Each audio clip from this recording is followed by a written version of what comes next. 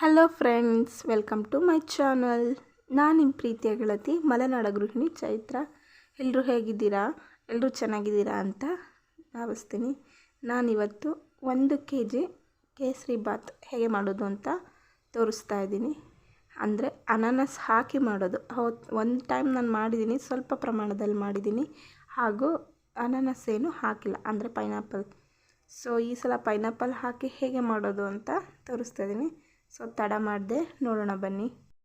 ಮೊದಲು stove on ಮಾಡಿ ಒಂದು ಪ್ಯಾನ್ ಇಟ್ಕೊಂಡಿದ್ದೀನಿ. ಅದಕ್ಕೆ ನಾನು 3 ಟೇಬಲ್ ಸ್ಪೂನಷ್ಟು ತುಪ್ಪ ಹಾಕ್ಕೊಂಡೆ. ನೀವು ತುಪ್ಪನಾದರೂ ಯೂಸ್ ಮಾಡ್ಬೋದು ಅಥವಾ ಎಣ್ಣೆನಾದರೂ ಯೂಸ್ ಮಾಡ್ಬೋದು, ಎರಡೂ ಕೂಡ ಹಾಕ್ಬೋದು. ನಾನಿಲ್ಲಿ ಬರೀ ತುಪ್ಪ ಹಾಕಿದ್ದೀನಿ. ತುಪ್ಪ ಕಾದ ನಂತರ ಗೋಡಂಬಿ ಹಾಕೋತಾ ಇದ್ದೀನಿ.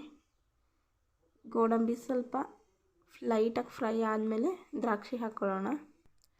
ಎರಡು ಫ್ರೈ ಆದ ನಂತರ ಒಂದು ಪ್ಲೇಟಿಗೆ ತೆಗೆದಿಟ್ಕೊಳ್ಳೋಣ. ಇದನ್ನು ಲಾಸ್ಟಿಗೆ ಹಾಕ್ಕೊಳ್ಳೋದು, ಹಾಗಾಗಿ ಎತ್ತಿಟ್ಬಿಡೋಣ. ಇವಾಗ ಇದೇ ಪ್ಯಾನ್ಗೆ ನಾನು ರವೆನ ಹಾಕ್ಕೋತೀನಿ, ರವೆ ಹುರಿಲಿಕ್ಕೆ. ನಾನು ಮೊದಲು ಒಮ್ಮೆ ತೋರಿಸಿದ್ದೆ, ಬಟ್ ಅದು 1/4 kgಕ್ಕಿಂತ ಕಡಿಮೆನೇ ಮಾಡಿದ್ದು. ಹಾಗೆ ಅದು ಸಿಂಪಲಾಗಿ ಯಾವಾಗ ಮನೇಲಿ ಮಾಡ್ಕೊಳ್ಳೋಕೆ ಅಷ್ಟೇ ಆಗಿತ್ತು. ಬಟ್ ಇವಾಗ ನಾನು ಮಾಡ್ತಿರೋದು ಒಂದು 20ರಿಂದ 25 ಜನ ಬಡಿಸ್ಬೋದು, 25 ಜನಕ್ಕೆ. ಸೊ ಅಷ್ಟಾಗುತ್ತೆ ಇದು 1 kg ರವೆಯಲ್ಲಿ.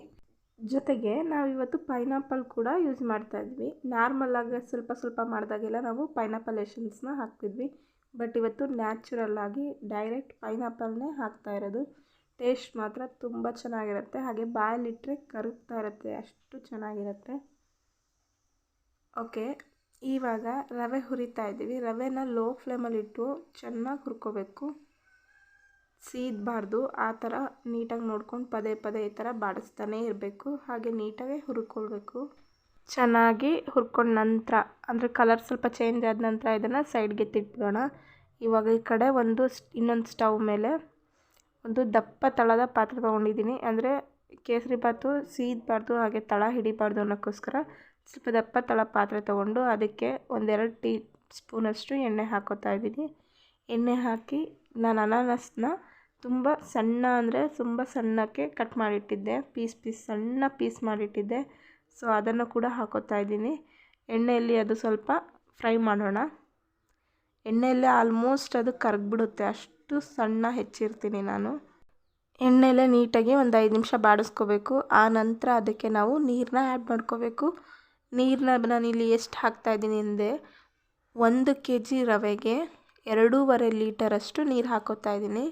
ಕರೆಕ್ಟಾಗಿ ಕೇಳಿಸ್ಕೊಳ್ರಿ, 1 kg ರವೆಗೆ 2.5 ಲೀಟರಷ್ಟು ನೀರು ಹಾಕೋತಾ ಇದ್ದೀನಿ. ಇಷ್ಟು ಹಾಕಿದರೆ ಮಾತ್ರ ನಮ್ಮ ಕೇಸರಿಬಾತ್ ಪರ್ಫೆಕ್ಟಾಗಿ ಆಗುತ್ತೆ. ಕಡಿಮೆ ಹಾಕಿದರೂ ಸ್ವಲ್ಪ ಗಟ್ಟಿ ಬಂದುಬಿಡುತ್ತೆ, ಜಾಸ್ತಿ ಹಾಕಿದರೆ ಗಂಟು ಥರ ಒಂಥರ ತುಂಬ ತಳ್ಳಗಾಗ್ಬಿಡುತ್ತೆ. ಸೊ ಕರೆಕ್ಟಾಗಿ ಪರ್ಫೆಕ್ಟಾಗಿ ಆಗಬೇಕು ಅಂದರೆ 1 kg ರವೆಗೆ 2.5 ಲೀಟರ್ ನೀರು ಹಾಕಬೇಕಾಗತ್ತೆ. ಆ್ಯಂಡ್ ಹಾಕಿ ಅದು ಸ್ವಲ್ಪ ಕುದಿಲಿಕ್ಕೆ ಬಿಡೋಣ. ಅದು ಕುದ್ದ ನಂತರ ನಾನಿಲ್ಲಿ 2 ಏಲಕ್ಕಿ ಪುಡಿ ಮಾಡಿಟ್ಕೊಂಡಿದ್ದೆ. ಸೊ ಏಲಕ್ಕಿ ಹಾಕ್ತಾಯಿದ್ದೀನಿ. ಹಾಗೆ 2 ಲವಂಗ ಹಾಕ್ತಾಯಿದ್ದೀನಿ. ಲವಂಗ ಹಾಕಿದರೆ ಟೇಸ್ಟ್ ಚೆನ್ನಾಗಿ ಬರುತ್ತೆ ಅಂತ 2 ಲವಂಗ ಹಾಕ್ತಾಯಿದ್ದೀನಿ. ನಂತರ ಇದಕ್ಕೆ ನಾನು ಯೆಲ್ಲೋ ಕಲರ್ ಫುಡ್ ಕಲರ್ನ ಹಾಕ್ತಾಯಿದ್ದೀನಿ. ತುಂಬ ಚೆನ್ನಾಗಿ ಕಾಣುತ್ತೆ ಅಂತ. ಫುಡ್ ಕಲರ್ ಬೇಕಿದ್ರೆ ಆಪ್ಷನಲ್, ಬೇಕಿದ್ದರೆ ಹಾಕ್ಬೋದು, ಬೇಡ ಅಂದರೆ ಸ್ಕಿಪ್ ಮಾಡ್ಬೋದು. ಇವಾಗ ನಾನು ರವೆನ ಸ್ವಲ್ಪನೇ ಹಾಕ್ತಾ ಕಲಗಿಸ್ತಾ ಇದ್ದೀನಿ. ಯಾವುದೇ ಕಾರಣಕ್ಕೂ ಹೀಗೆ ಬಾಡಿಸೋದನ್ನು ಬಿಡಬಾರ್ದು, ಗಂಟುಗಳಾಗ್ಬಿಡುತ್ತೆ. ಸ್ವಲ್ಪನೇ ಹಾಕ್ತಾ ರವೆ ನೀಟಾಗಿ ಬಾಡಿಸ್ತಾ ಇರಬೇಕು. ಫಾಸ್ಟಾಗಿ ಮಾಡ್ತಾ ಇರಬೇಕು ಈ ಪ್ರೊಸೀಜರ್ನ, ಇಲ್ಲಾಂದರೆ ಗಂಟಾಗೋ ಚಾನ್ಸಸ್ ಇರುತ್ತೆ. ನೀರು ಚೆನ್ನಾಗಿ ಕುದ್ದಿರುತ್ತಲ್ವ, ಹಾಗಾಗಿ ನಾವು ರವೆ ಹಾಕಿ ರವೆನೆಲ್ಲ ನೀಟಾಗಿ ಬಾಡಿಸೋ ಅಷ್ಟರಲ್ಲೇ ರವೆ ನೀಟಾಗಿ ಬೆಂದ್ಬಿಡುತ್ತೆ ನೀರು ಕುದ್ದಿರೋದ್ರಿಂದ. ಇದೊಂದು ಸಣ್ಣ ರವೆ ಅಲ್ವಾ, ಹಾಗಾಗಿ 1 ಗಂಟೆ ಇಲ್ದಂಗೆ ನೀಟಾಗಿ ಬಾಡಿಸ್ಕೊಂಡು ನಂತರ ಲಾಸ್ಟಲ್ಲಿ ನಾವು ಇಲ್ಲಿ ಸಕ್ಕರೆ ಹಾಕ್ಕೋಬೇಕು. ನಾನು ಸಕ್ಕರೆ ಎಷ್ಟು ಹಾಕೋತಾ ಇದ್ದೀನಿ ಅಂದರೆ 1 kg ರವೆಗೆ 3/4 kg ಅಷ್ಟು ಸಕ್ಕರೆ ಹಾಕೋತಾ ಇದ್ದೀನಿ. 3/4 kg ಸಕ್ಕರೆ ಪರ್ಫೆಕ್ಟ್ ಅಳತೆ ಆಗಿದೆ. ನಿಮ್ಗೆ ಇನ್ನೂ ಜಾಸ್ತಿ ಸಕ್ಕರೆ ಬೇಕು ಅಂದರೆ ನೀವು ಆ್ಯಡ್ ಮಾಡ್ಕೋಬೋದು.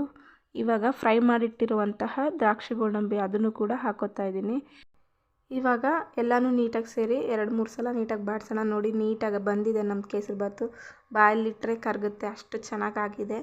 ನೀವು ಕೂಡ ಮನೇಲಿ ಟ್ರೈ ಮಾಡಿ ಫ್ರೆಂಡ್ಸ್. ಹಾಗೆ ಇದನ್ನು ಒಂದು 20ರಿಂದ 25 ಜನಕ್ಕೆ ನಾವು ಬಡಿಸ್ಬೋದು, ಅಷ್ಟು ಆಗಿದೆ. ಸೊ ಯಾರೆಲ್ಲ ನನ್ನ ಚಾನಲ್ನ ಇನ್ನೂ ಸಬ್ಸ್ಕ್ರೈಬ್ ಮಾಡದೆ ನೋಡ್ತಿದ್ದೀರೋ ಪ್ಲೀಸ್ ಸಬ್ಸ್ಕ್ರೈಬ್ ಮಾಡಿ, ಲೈಕ್ ಮಾಡಿ, ಶೇರ್ ಮಾಡಿ ಫ್ರೆಂಡ್ಸ್. ಹಾಗೆ ಈ ರೆಸಿಪಿನ ಟ್ರೈ ಮಾಡಿ ಹೇಗಿತ್ತು ಅಂತ ನನಗೆ ಕಮೆಂಟ್ ಮಾಡಿ ಫ್ರೆಂಡ್ಸ್. ಓಕೆನಾ? ನೆಕ್ಸ್ಟ್ ರೆಸಿಪಿಯೊಂದಿಗೆ ಮತ್ತೆ ಬರ್ತೀನಿ. Thank you for watching friends. Bye.